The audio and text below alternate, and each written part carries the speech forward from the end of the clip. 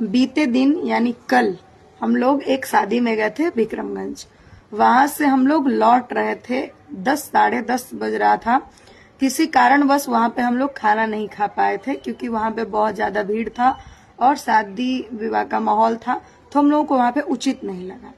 तो हम लोग वहां से निकले। लड़की का शादी था तो हम लोग खाना वहाँ उचित नहीं समझे। बोले इनसे कि चलिए विक्रमगंज के नामी चुनी रेस्टोरेंट है, उसका नाम मैं नहीं रखूंगा, वहां से हम लोग पार्सल पैक करा लेते हैं और करा के घर पे चल के बैठ के खा लेंगे, क्योंकि होटल में भी खाना सही नहीं है। बहुत लोग हैं इधर के, मान लो आपका ससुराल है यहाँ तो लोग बहुत पहचानते हैं।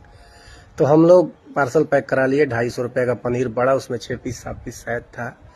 घर पे आए कि जब हम लोग उसको खोले तो पहले तो सुगंध ऐसा आया कि एकदम मतलब दिमाग डिस्टर्ब हो गया। पूरा उसमें खाली मिर्चाई का गुंडी या तेल।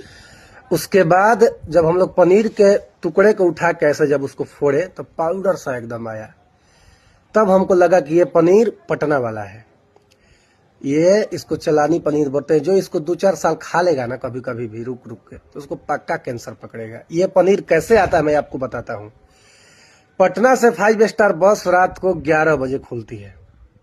उस बस में सवारी ना के बराबर होते हैं। एक बार हम सफर किए, हम देखे उसमें पूरा पनीर पैक होता है। वो पनीर मतलब नीचे रखा जाता है, उस पर लोग चढ़ चढ़ के भी आते हैं सीट पे बैठने के लिए।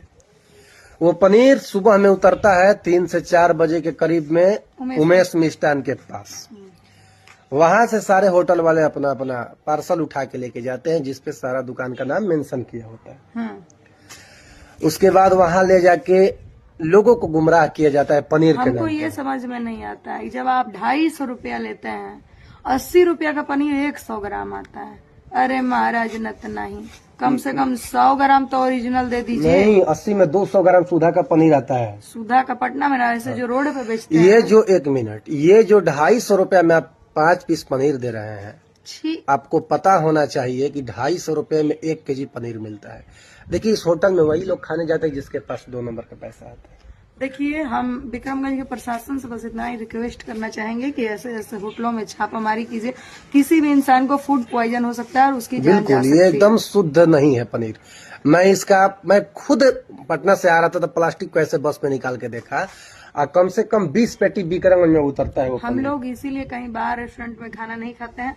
हम लोग इसका विरोध करते हैं। विक्रमगंज प्रशासन से इतना रिक्वेस्ट है कि आप लोग जो भी मतलब फूड पॉइजन इस खाने से हो सकता है, आप लोग ऐसे ऐसे रेस्टोरेंट को में छापामारी कीजिए और ऐसे ऐसे रेस्टोरेंट को सील कीजिए।